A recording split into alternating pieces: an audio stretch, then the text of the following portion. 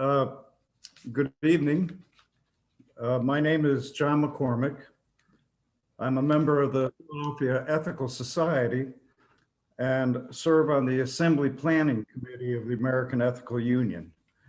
I'm here to welcome you all to this Assembly workshop on the wastefulness of racism and to introduce our speaker, my good friend, Nick Sanders. Nick has been a dedicated member of the Philadelphia Ethical Society for the past 18 years.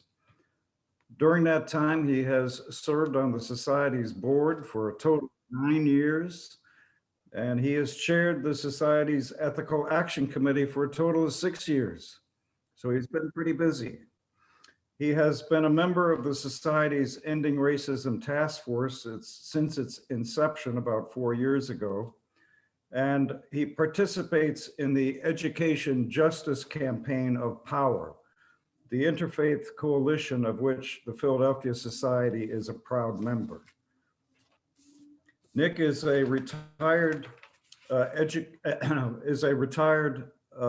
education researcher and program evaluator, having been on the educational psychology faculty at Penn State University, in the training department of Cigna, and with the Temple University's Center for Research in Education and Human Development. He has published scholarly studies of cognitive processes, ethical and citizenship education, and workforce development. He is co-editor of the School to Work movement.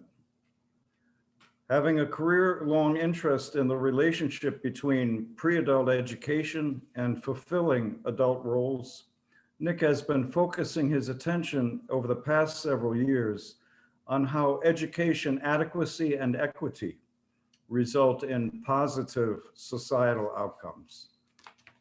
With that, I'll let Nick take over.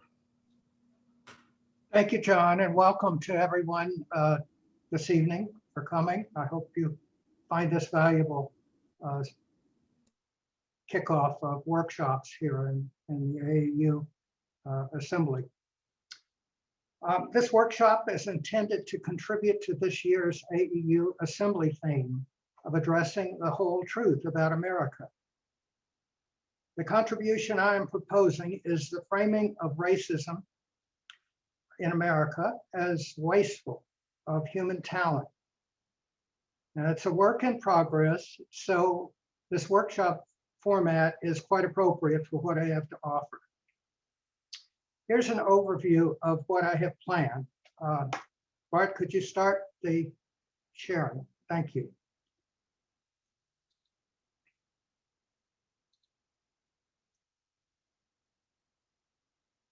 After I provide some introduction and illustration, I plan to talk about some related literature and an ongoing ethical action project in which this idea might be useful.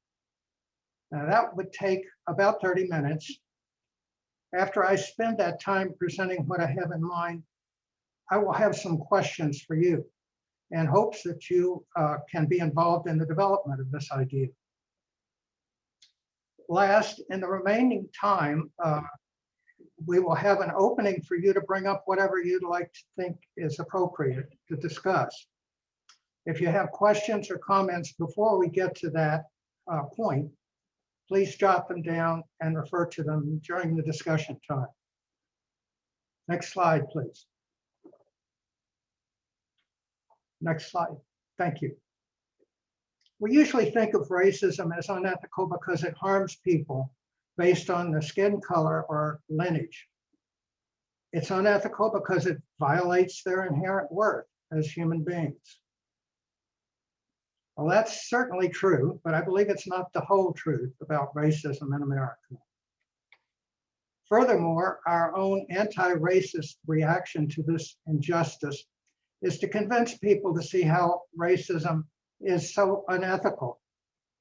However, we've learned that framing it as unethical frequently leads many whites to assert that they personally are not racist. They even become angry that we should consider them unethical. They therefore do not believe that there's any need to change. Next slide, please.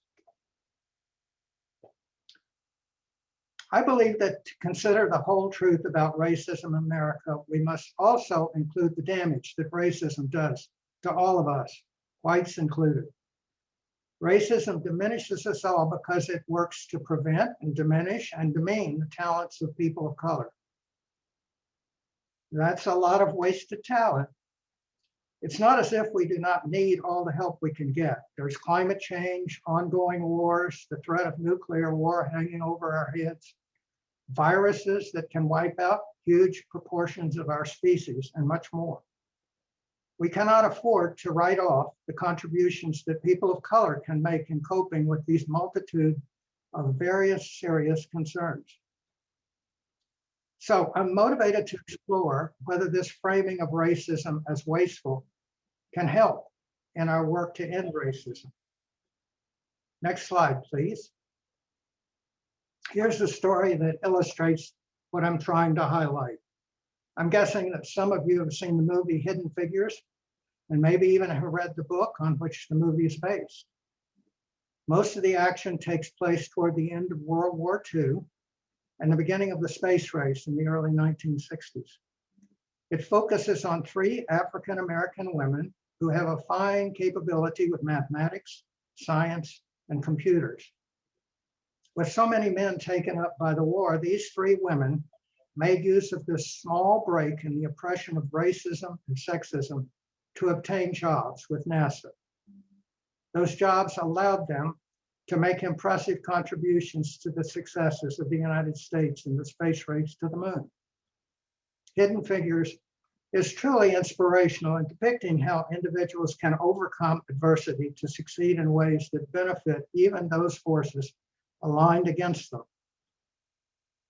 But what I'm wondering is what people who see this movie are likely to get out of it about racism. That is, what's the takeaway? My suspicion is that Hidden Figures may well leave white people with a feel-good sense that oppressed people can vindicate themselves as individuals if they're smart, try hard, and are not too uppity, and therefore we can grant them recognition while at the same time tolerating the continued discrimination that others like them face. On the other hand, what I hope that those who read or see Hidden Figures might realize that it is not only inhumane, it's wasteful to humanity to allow only a select few of oppressed people to share their talents under only very unusual circumstances. A much more recent statement of a concern about wasted talents came from a Black student from Temple University in Philadelphia, Hazim Ardaman.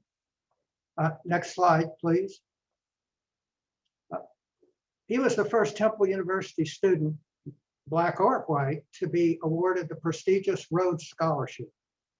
He came from an impoverished neighborhood, had experienced much difficulty in his personal and family life, and was interrupted at times in his academic development.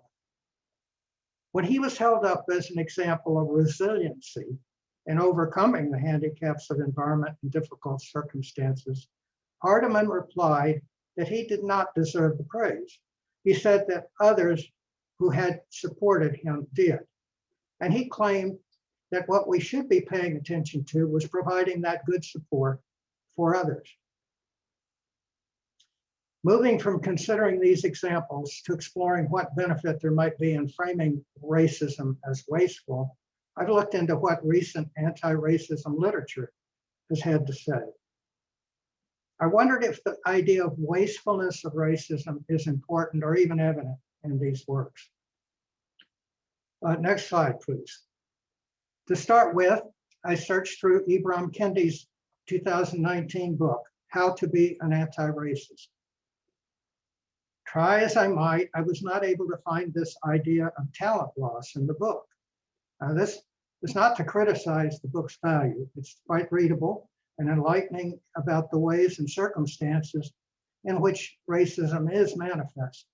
But only by implication does the book indicate how one might react as an anti-racist.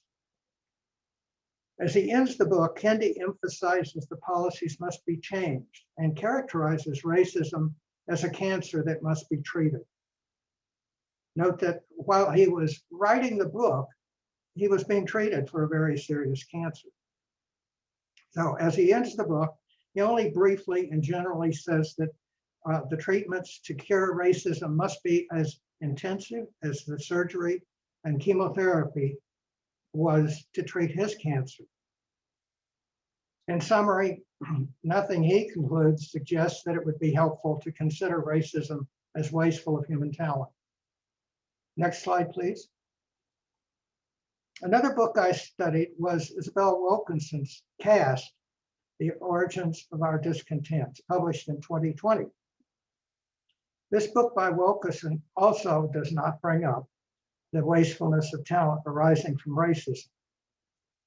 To the contrary, she depicts racism as a caste system.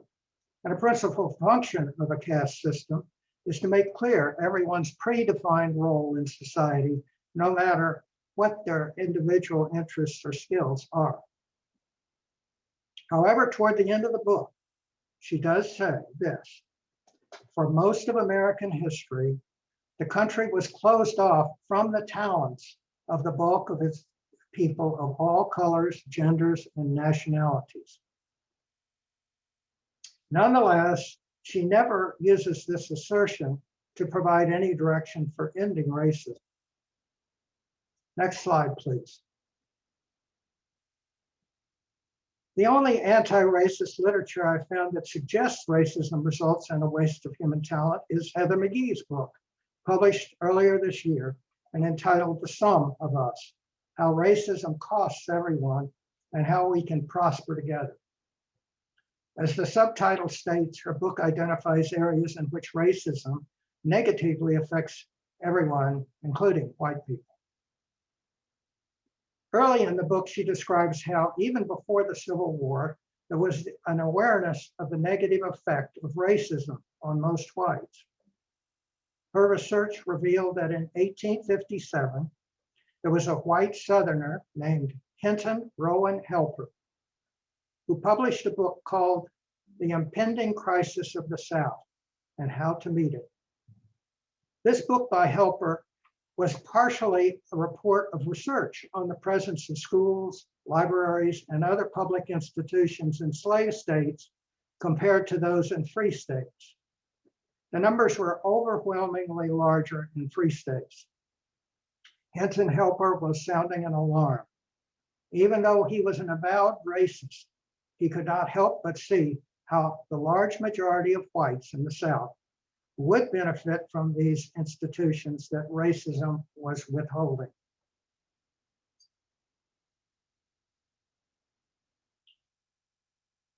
Bringing us up to the mid-1900s on, Heather McGhee points out that a number of ways in which racism has continued to affect public policy to the disadvantage of most whites. Let me share a list of some collateral damages of racism that she writes about. Next slide, please. First, government did fund public goods such as schools, libraries, and swimming pools, so long as Jim Crow legislation allowed those services to discriminate on the basis of race in the quality of the services provided. After discrimination was outlawed in the 1960s, there was a backlash against funding of these services. They were criticized as fostering big government. This cost not only Blacks, but also many whites who could not afford private schools and swimming pools, which were allowed to continue to discriminate. Second, government financing of higher education and student loans also has become more restrictive, with an impact on whites as well as Blacks. Third, the impulse to shrink government has led to reductions in the support of hospitals and Medicaid, which has caused the closing of hospitals because those hospitals could not carry the uninsured. Many of these were in rural, predominantly white areas. Racism continues to reduce the membership in unions as forces against organizing and disagreements about contract items pit workers of different races against one another. Redlining, fifth, redlining by mortgage companies, as well as real estate practices that warn of a loss of home value due to a changing neighborhood, work against whites as well as blacks.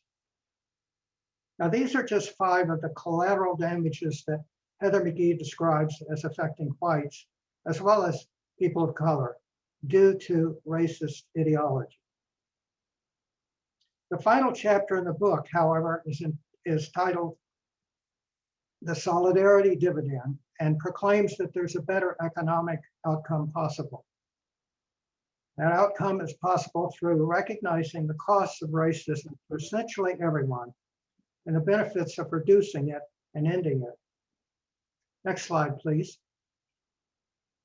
On page 281, she says, quote, "The assumption behind the research on diversity's benefits is that people of different backgrounds are meeting on a plane that is equal enough that they all can contribute and that they share in the will to work together. If that can happen, the benefits multiply." So from my review of these 3 well-received books on racism, I found only slight attention to the framing of racism as wasteful. Next slide, please. Do you think that we can thus conclude that this framing of racism does not have much currency?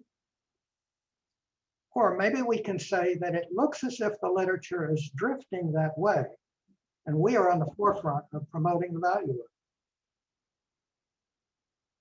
Next, I want to explore the practical value and framing of racism as wasteful.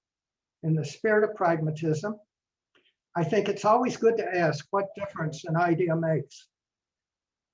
Are we just engaged in word games, or can this line of thinking produce some solutions to problems we have identified? Next slide, please. Whoops, we've gone past one. Thank you. To do that, I want to use as a case study a campaign to end the racial bias in Pennsylvania state's government's funding of its school districts.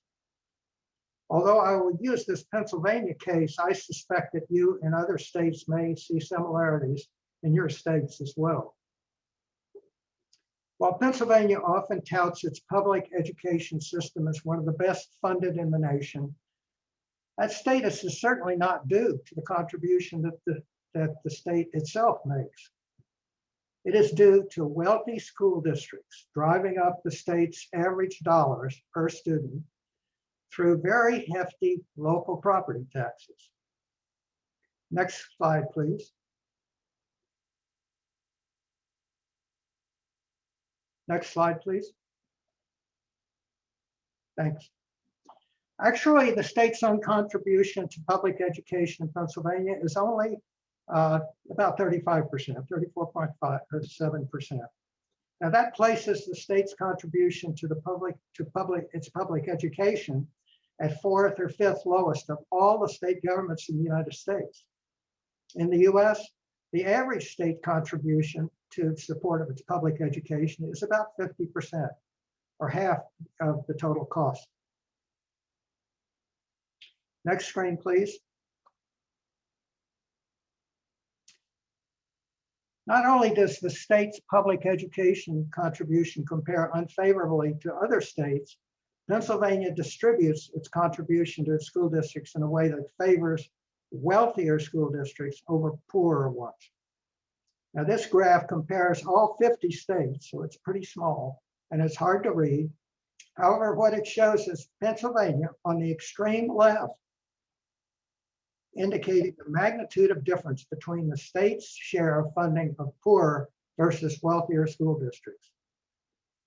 This imbalance is the exact opposite of what a state's role is supposed to be. State funding in the US is generally thought to serve as a supplement to a local lack of resources of the poorer districts. as manifest by the states on the right of this graph. If you want to know, that's Indiana, way over there on the right. Knowing that Pennsylvania provides proportionally less support for its poorer school districts than its wealthier ones, you might also imagine that it disadvantages students of color. In fact, it can be shown that the distribution of that funding is even more clearly related to the percentage of students of color in a district than it is to the poverty in that school district.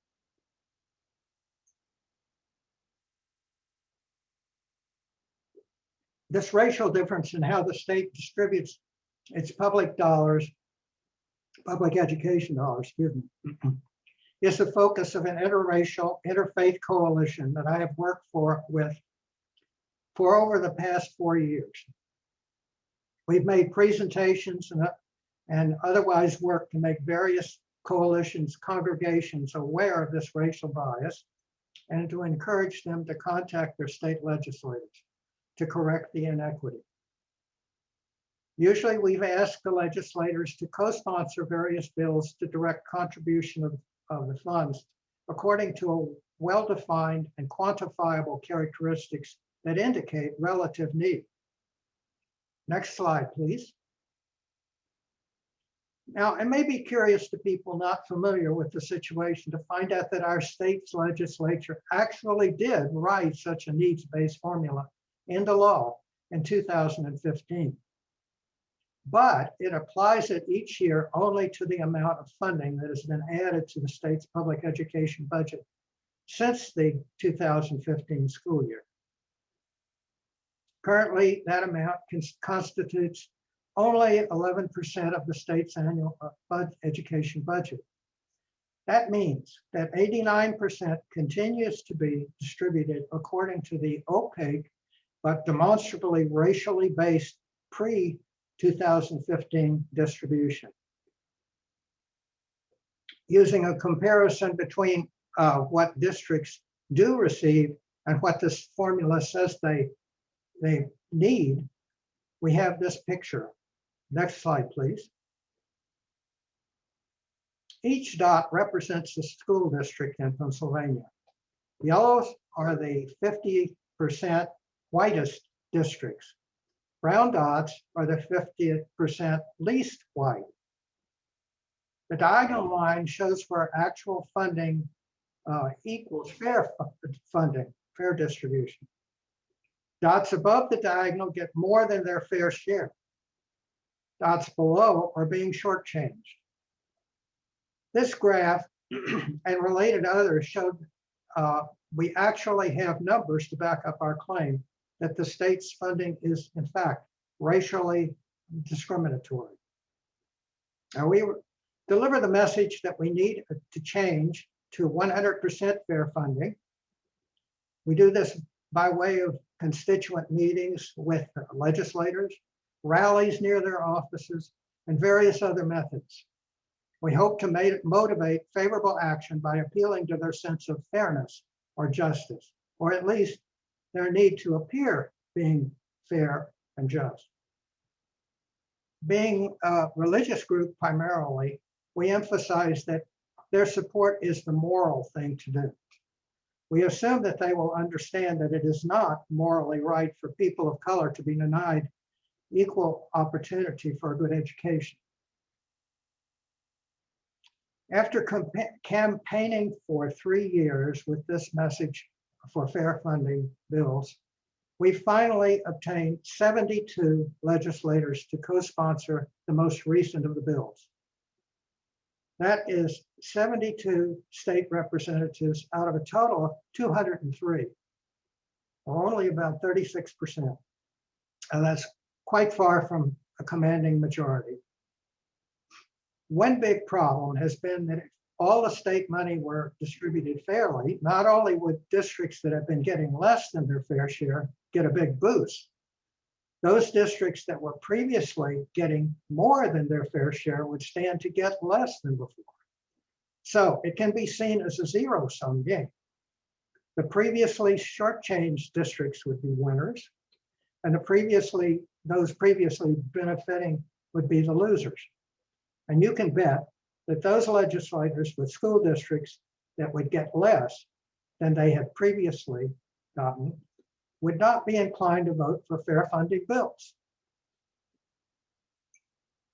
Excuse me, my throat is sore.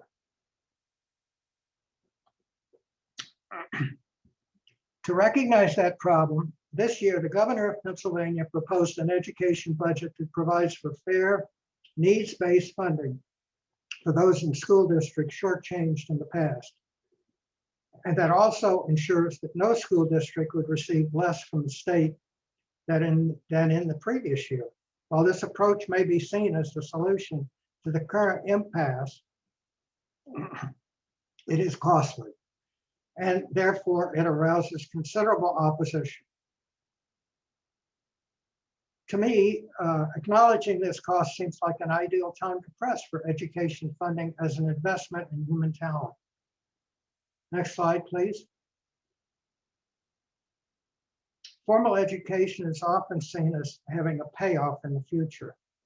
Economists have established that a payoff can usually be seen in the wages or salary comparisons of persons with increasing levels of education.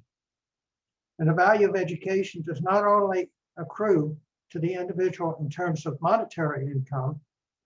Studies by the National Bureau of Economic Research, the World Bank, and the Organization for Economic Cooperation and Development, the OECD, have shown that additional investment in education leads to greater productivity of economy as a whole. Given its potential for economic benefits both to individuals and the state's economy, a more equitable support of education should be made clear to the legislators. In the past, some of us in our Interfaith Coalition have talked about trying to engage leaders in the business community in our campaign for fairly distributed education funding from the state. We just never developed that direction. However, emphasizing a message that more equitable education would result in more talented workforce might well engage leaders in the business community. Thus, recently, I've begun to work with other coalition members to do background research and to develop contacts with economic and commercial organizations in the Philadelphia area to explore their willingness to carry out that message to our state legislators. One such business organization that's always been mentioned in our interfaith coalition brainstorming is the Chamber of Commerce. Next slide, please. On its website, the Greater Philadelphia Chamber of Commerce does ask the state to bear its fair share of funding schools in the city. And in another section of its website, it endorses the diversity in its own membership and in the city's workforce in general on the basis of a need to understand and serve the needs of a more diverse population.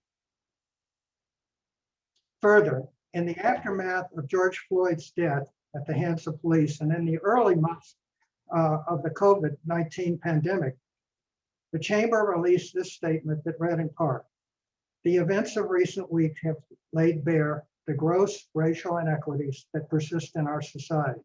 Today and forevermore, we must be clear in our call for equal justice under the law and the end of systematic racism, police brutality, and economic injustice."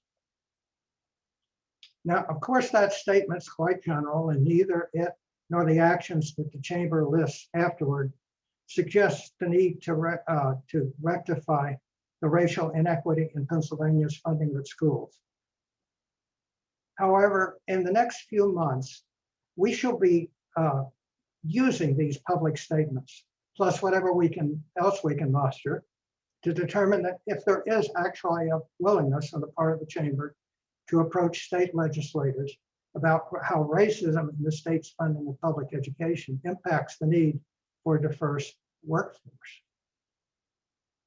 Another prominent regional economic organization, Philadelphia, does more clearly call out the racism in education.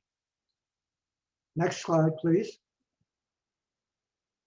The Economy League of Greater Philadelphia is a think tank that addresses critical issues facing Greater Philadelphia, including neglected neighborhoods and education systems.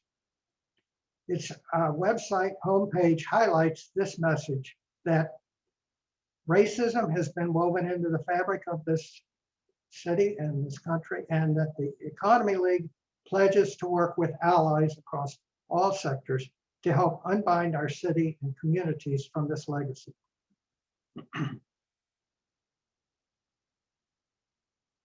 There are two reports from the Economy League's website that give more specificity to their stated claim about racism in public education. The first outlines the projected savings to Pennsylvania's taxpayers by public investment in pre-K education.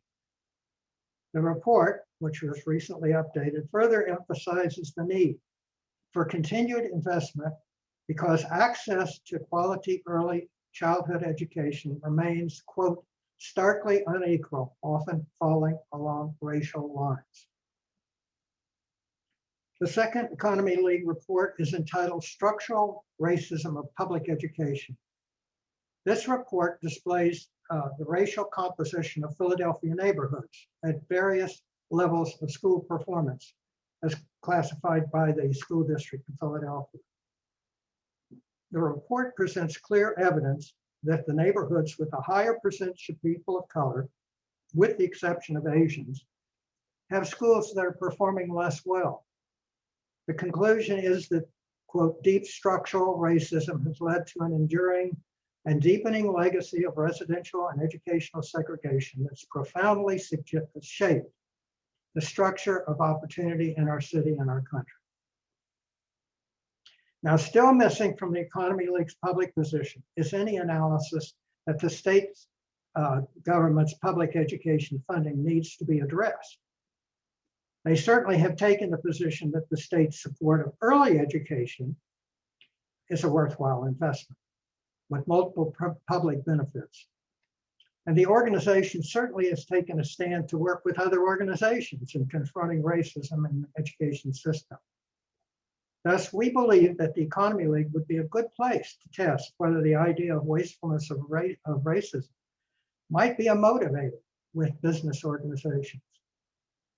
And to that end, we've made contact with one of the board members, and through him have requested a meeting to determine the staff members' response to this thinking. I'm at the end of my formal presentation of the idea that racism is wasteful, and that thinking of it in this way suggests successful actions to help confront and end racism. Now I would like your input. I would like you to become engaged with me in developing this idea. Here are some questions I'd like you to answer. Yes, thanks. These are the questions. Number one, I mentioned the Hidden Figures and the Temple University Rhodes Scholar as examples that indicate the wastefulness of racism. And I'm interested if you can think of other examples from your experience. When I've mentioned this before, the Tulsa situation or massacre comes up and other areas, but I'd be interested in a variety of examples here.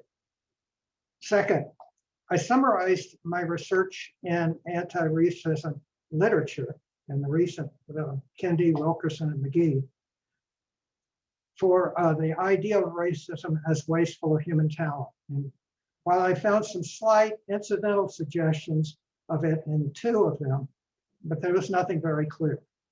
So I'm interested in knowing, because I know you probably have more sources that you might refer to and be aware of here. If you know of any other anti-racism literature that considers racism as wasteful. I think it underlies a lot, but it's not explicit in that. Third, I said thinking of racism as wasteful leads to thinking of equitable education funding as an investment that would help convince some commercial associations like chambers of commerce and regional economic think tanks to carry that message to legislators. Do you know of other such organizations in your locales? 4, I would appreciate thoughts of that you might have about any problems that this orientation of racism as wasteful may have. And for any of those, think of solutions or counter statements. With room 1, which was Carolyn, Iris, Louise, Mike, and Zia. Would anyone from group 1 like to comment to start, and we'll go down the line? Thank you. Sure, no problem. Iris, I think you're muted. Iris. Okay. I got appointed the reporter because I was taking notes. Perfect. Other illustrations like hidden figures, we couldn't think of anybody clearly because people are hidden. We could think of examples of people who have stood out above the crowd, and we wondered who else is in the crowd that we don't see because they didn't have the same opportunity. So one of the names that came up was Simone Biles, who overcame a lot.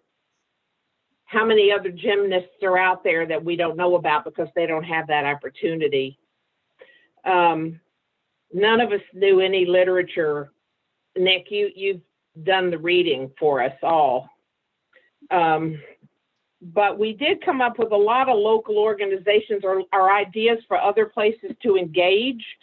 Some of the political ones, like the League of Women Voters or the NAACP, or maybe even some service organization like the Knights of Columbus.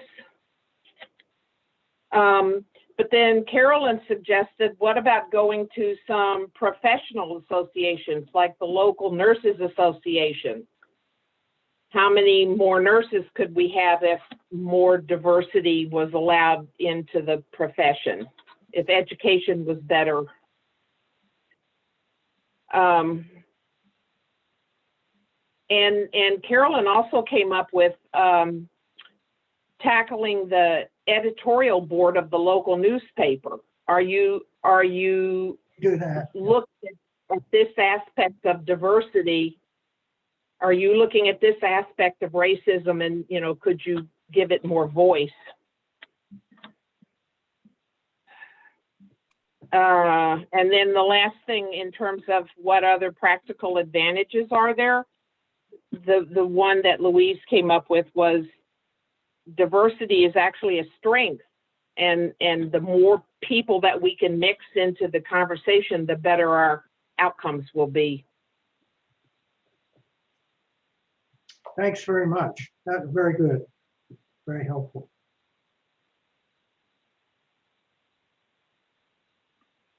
I was in group 2, but I don't know if I should be the person. Donna Peng and Marianne and Anna, do you know who was in group 2? Yes, room 2 was Donna, Marianne, you, and Ruth Ann. And me, briefly. Oh, okay. So I'm wondering if someone else can report from that group. I don't know that anybody was taking notes, so there was nobody obviously doing it. Donna made some comments, I know, and there toward the end. Nick, I Yeah. nominate you. I nominate you. Yeah, I was busy elaborating, I think, on what I'd said, so I'm not sure I picked up on very well on what others said. The one that I did remember was the example of the theater performance by inmates, and and pointing out what a moving, capable performance that was, and therefore these people must be quite capable, quite a bit of human talent here that was essentially being wasted, not by the play, but by being incarcerated. And so that made sense to me. I remember that. I think part of it too was that we took a minute to grasp the questions, to figure out what to do with these particular questions. I think you, Donna, made some suggestions about, you bought into the idea and made suggestions about how to sell this to executives, pointing out that their children were getting the benefits and that they recognized that they were getting the benefits of good education, often not in public, but that could lead to more capable individuals later on, that they ought to recognize that. Please help me if somebody else might state some points they thought were worthwhile in the group too, in our group. Okay. Thank you, Nick. Oh, okay. Thanks, Anna. We have 12 rooms, so I think that it's probably best Oh, if we well, comment yeah, brief and keep going. Would anyone from room 3, here I can turn my video on, sorry. Would anyone from room 3 care to comment? That was Jeff, John, Nina, and Paul.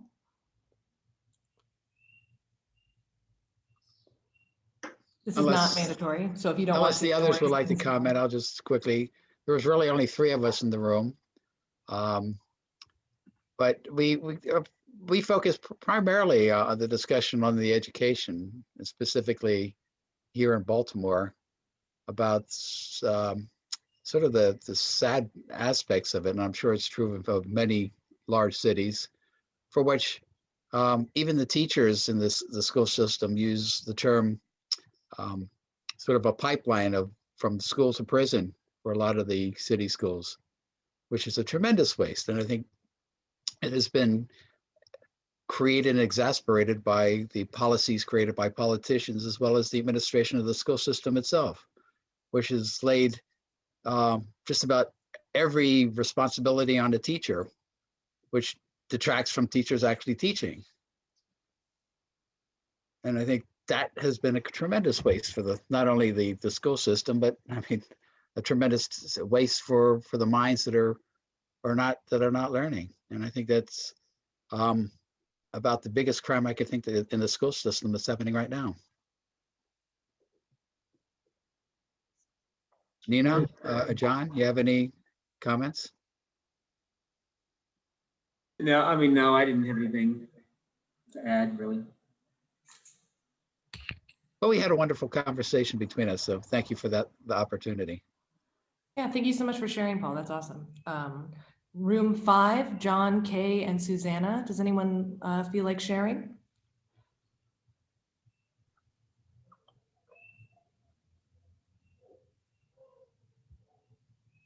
If not, that's totally fine. We can move on to room 6. Yes. I don't sorry, know. go ahead. I was just looking to see if Kay wanted to say anything. I started speaking, but I didn't realize I was on mute. I just started saying that there were just 2 of us, so we, felt a little bit stymied a bit at first, but in terms of expressions of excellence, you see it a lot in sports. Mm-hmm. Yeah. Can I say something? Sure. Well, yeah, because at first, this is such an interesting point of view to talk about racism or waste that it's hard, you had to rethink your ideas through that point of view. So it takes time to elaborate. But I don't think it stands alone, like it has to be on top and also revisit things. For example, well, when I said Blacks in sport and in music, they are not wasted, but they are used like for entertainment and money making. So it is a case where they are not hidden, but they could be exploited. And I think also, when they take a stand, some of the sport figures against racism and that, it's just very powerful. That's one. I also thought, well, we also, Kay mentioned that the hidden figures idea, and now that someone said Simone Biles, focus more on the individuals that achieve something through their effort, which is true, but it's not about the opportunities that other kids are receiving. So it is, if people leave the theaters thinking, oh, how great these 3 women were, that's not accomplished a lot, in that sense. And I think this point of view has a lot to do with education and the curriculum. And if you teach more about racism and brutality and all that, that's one thing, but what about accomplishments? So this partition and having icons and special days and the month of African Americans or Native Americans, and that really removes the content from the integrity in the curriculum. So it's like the exceptions. And one more thing, the idea of affirmative action.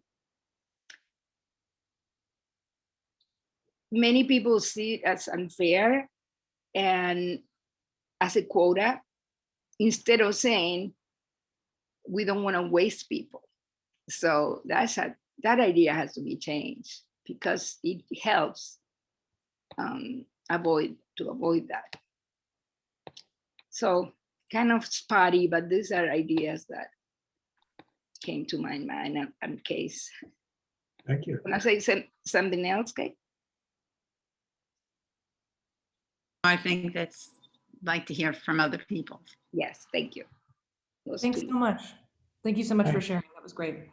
Room 6 was Irene, Kate, Randy, and Robert. Would anyone from room 6 like to speak? Hi, Randy.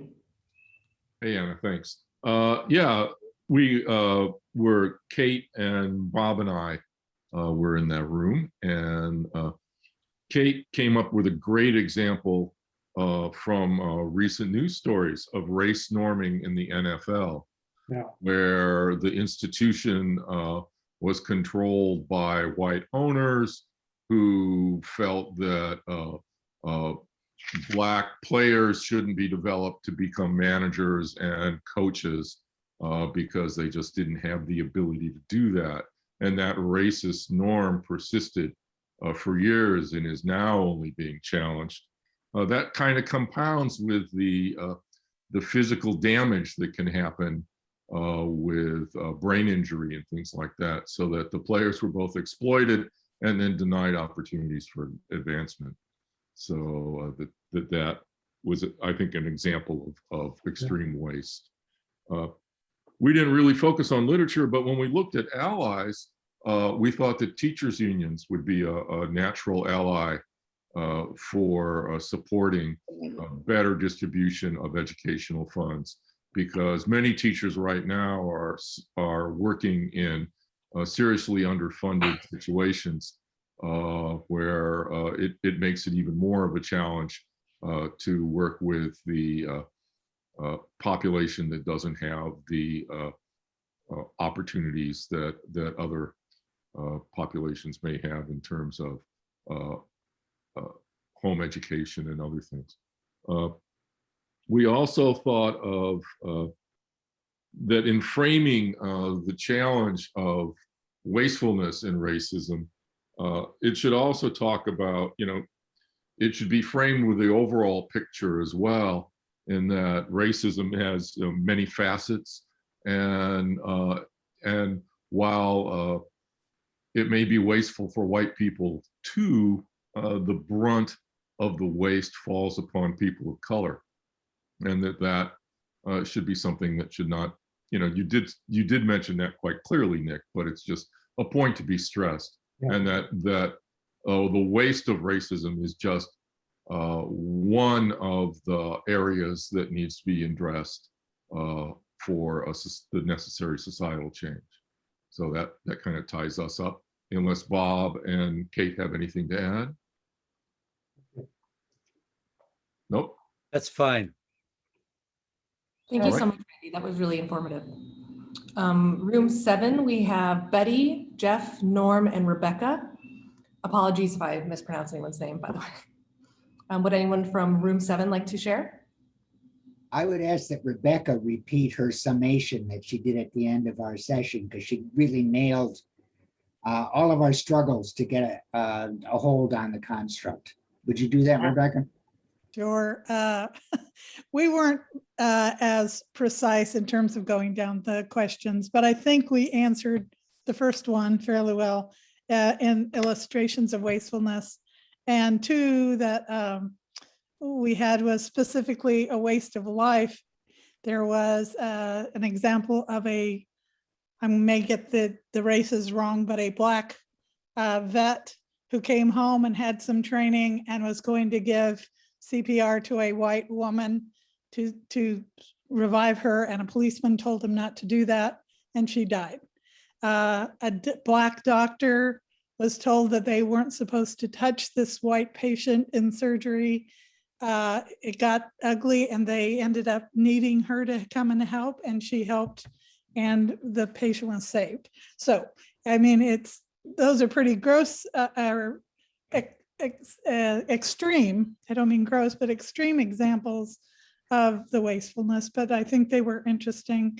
The other ones were more focused on the wastefulness, the cost, the literal dollars that are lost, both in private, at the workplace, where racism causes people of color probably to get a much worse deal, both in how they're treated, but also in their dollars that they earn, and that private employers might be talked into getting a little more humane about it all if they understood that they're wasting their dollars and not seeing these dollars wasted. And then the other example was it certainly happens in the public arena as well, that we're wasting dollars on policing and judicial system and all of these other things that are highly negative to people of color. And again, if people understood how much money we were wasting, maybe that would change things. Sorry, I think a dog just pushed a button. So I think that's it. Anybody in the room can speak up while I go mute my other thing. Thank you. Thank you so much, Rebecca. That was great. That was really a great summary. Yeah, thank you. That was good. Room 8, John and Stephen, would either of you like to speak? And apologies for some people having rooms with fewer groups. Not everyone chose to participate in the breakout rooms, and so some rooms were smaller than others. Well, we had a nice chat. I'm not sure we covered too many of Nick's questions, but it was fun. That's great. Room 9, Hugh, John. Maybe John has something to say. Oh, sorry. Yeah, go ahead. We just thought of some examples of wasted talent, and like in sports. I think that's something that comes up in a lot of the discussions. The Black leagues were in existence for so many years, and all that talent is recorded under Black leagues. It's very hard to determine now who, compare. You're comparing apples to oranges now. We're not in the record books, and how do you include them in the record books now? And so much talent that many people never got to see. And in the trade unions, where there's so much, there's a lot of racism in the unions and discrimination against minority firms. It's very wasteful. The police union, in most places, I believe the black officers are have formed their own union because the FOPs are so racist. And certainly the police unions really could benefit from diversity. And approaching, in addition to general organizations like the Chamber of Commerce, why not address the issues with specific organizations like Pepsi or FedEx and have them perhaps petition their legislators, on the national level, legislators on the national level to do more to promote diversity. Thanks, John. Thank you, John. That was wonderful. Room 9, Hugh, John, and then it's an email address. I don't know. Molly. Molly, great. Molly, John, or John, anybody want to report in? Well, I could lead off with a couple of points here. Molly started by recounting that little has changed over the decades in the way education is distributed so unevenly. I think John Holmgren mentioned one literature source that does speak in terms of waste, and that is the New Jim Crow, and in particularly in reference to the imprisonment of so many young people of color, which has already been mentioned, but that's definitely a negative drag on economics. It seems like all of us, are certain in our hearts that there is tremendous waste, and yet there's a lack of data that you could economically point to and really show, especially if you wanted to convince someone who was benefiting from all the inequality. It's hard, and it would be good to have some data. I myself thought that if you ask leaders in the military, they would probably be quick to say and suggest that, well, we should resegregate the military. We were better off before that was desegregated. And I think many of them would give you lots of data and lots of strong reasons why it would weaken the military in its effectiveness if you started to take out the minorities from the ranks. Let's see, and the climate change example, Hugh, I should let you make that one. Not everybody was back Sure. when you summarized that one.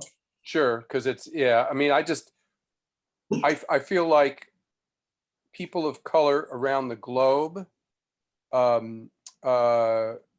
generally have a greater awareness of climate change on an immediate basis. I mean, all the agricultural workers, the fishermen in Micronesia, the people who are seeing the sea take back Bangladesh are more alarmed than many wealthier people, than many primarily white countries who have resources to let them buffer the effects of climate change. So it's kind of like the price we're paying is we're not alarmed enough. And indigenous people are much more aware of the damage, or at least more alarmed. So it's kind of like we're losing that warning signal because people of color have less access to power and the ability to change climate change. So I think that's most of it. I don't know if the other John or Molly have anything, but I think you've covered it quite well. Thank you so much, Hugh. That was great. Room number 10, Jan, Marta, and Martina. Would any of you like to speak?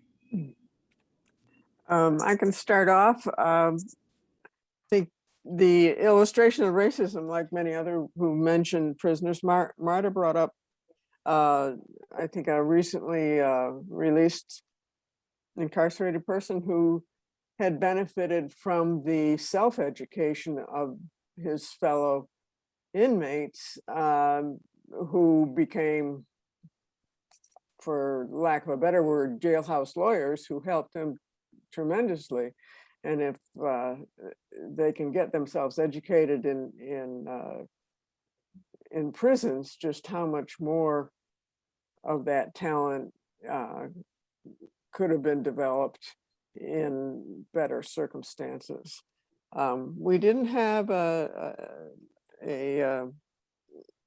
examples of literature, and we mentioned many of the other groups that might be helpful that have already been mentioned, but I'd like, Marta brought up a problem, and I'd like her to, if she could explain her viewpoint on what might hinder this type of argument. Thank you. So at the risk of being a Debbie Downer to the whole group instead of just to my small group, I agree with the premise that Nick raises, that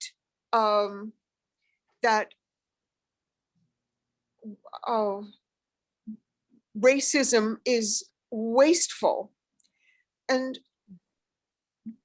but I feel that there's something stronger than logic keeping the system in place, and in fact strengthening the system to where the inequalities are increasing, the wastefulness seems to be increasing rather than decreasing. And so I guess my concern is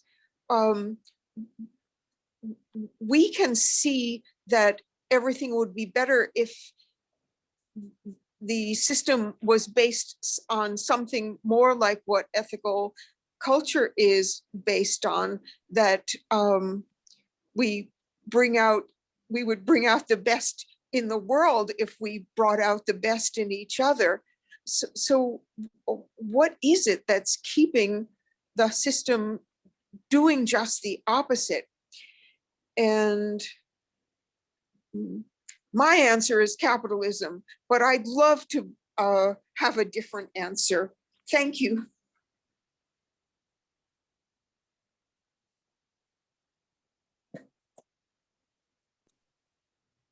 Thank you so much, Marta. That was really lovely. If there are no further comments, we can move on to room 11. It looks like Denise, Dorothy, and Fred and Mara. Would anyone from room 11 like to speak? Yeah, this is Dorothy, and I was asked to summarize for our group. So we actually started, I think, a little bit with literature, and Fred mentioned a book by Barbara Tuchman, The March of Folly, which he thought illustrated, I think, why things don't change and how things become embedded. But we talked about two books called The Beauty in Breaking and Black Man in a White Coat, both being examples of showing some of the wastefulness that can occur. And we actually had the author of The Black Man in a White Coat speak to our society, and it's very helpful in how you, even when you're very successful, you can still be pigeonholed or your full talents not recognized.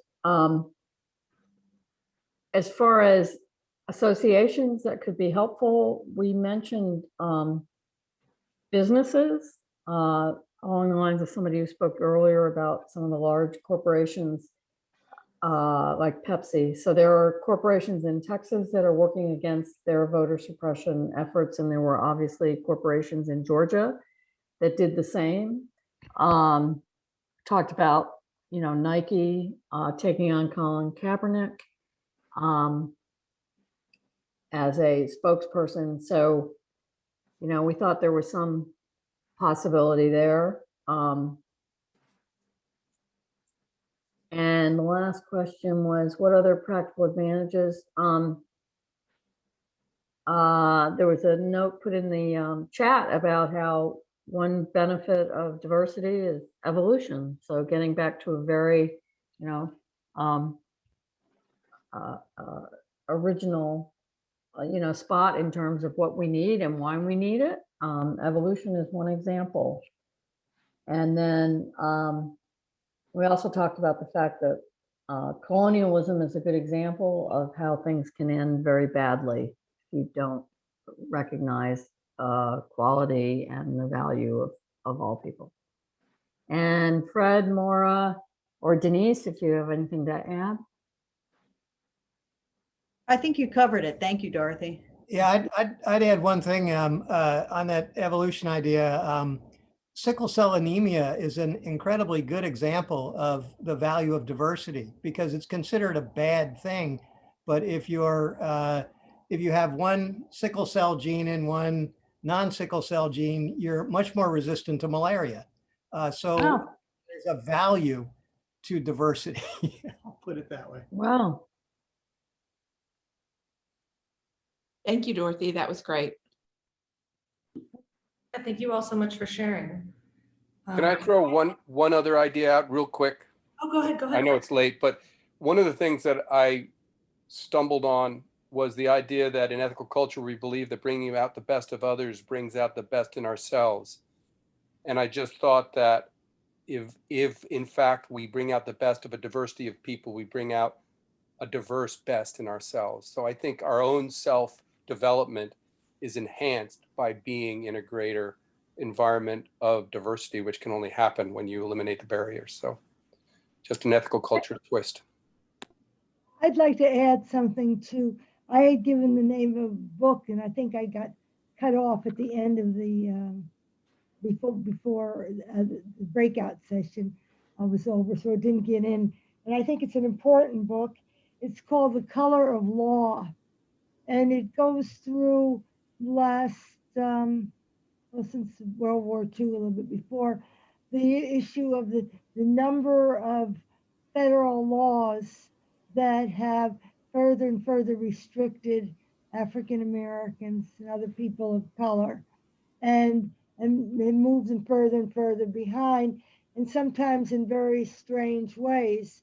When there's a problem about redlining, the areas, the cities were pushed into a zoning system that the federal government required for federal funds.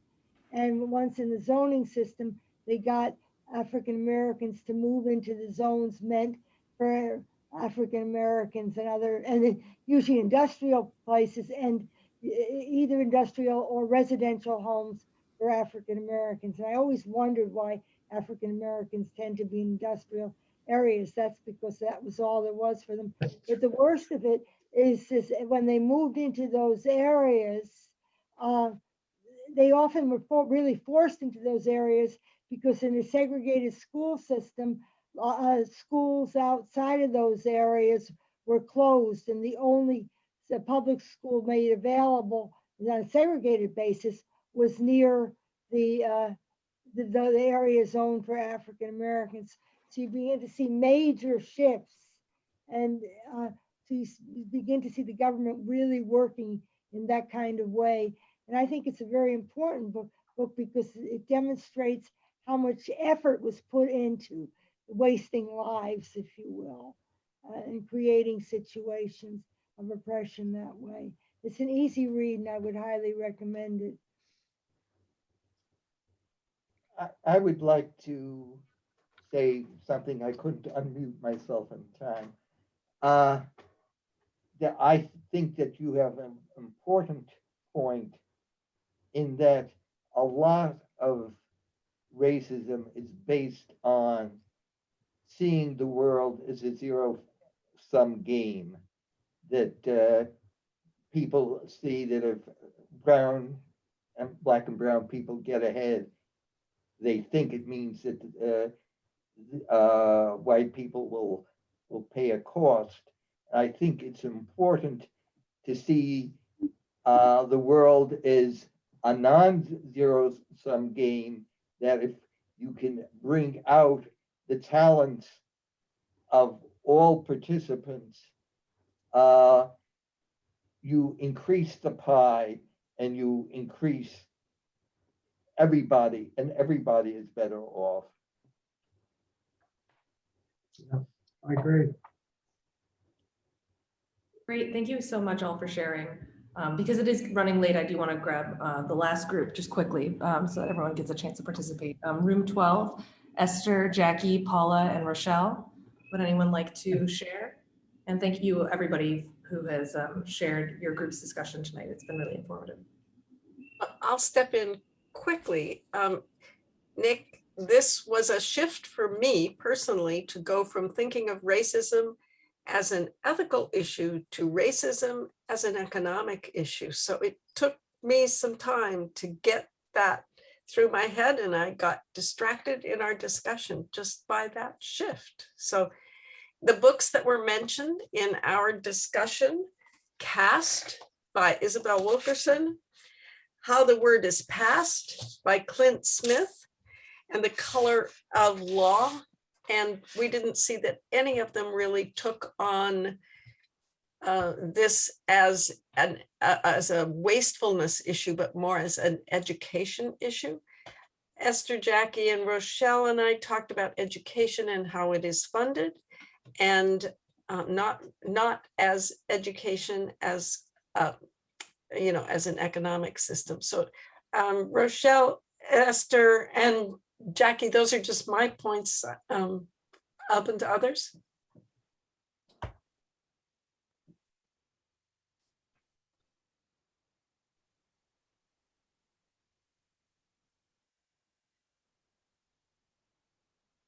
Maybe that we're getting a little bit late into the evening for such philosophical discussions, but I really do appreciate everyone's participation and everybody sticking around. I think this has been really helpful. I want to thank people for attending, and also to say, for me, this is an ongoing effort, trying to figure out exactly how to present this in a way that is fuller than just the economic focus. But at any rate, as you gain insights on this, I wanted you to let me know. My email address is nick@phillyethics.org. So please let me know if you have any additional thoughts or your insights as you move through the year. Thank you very much.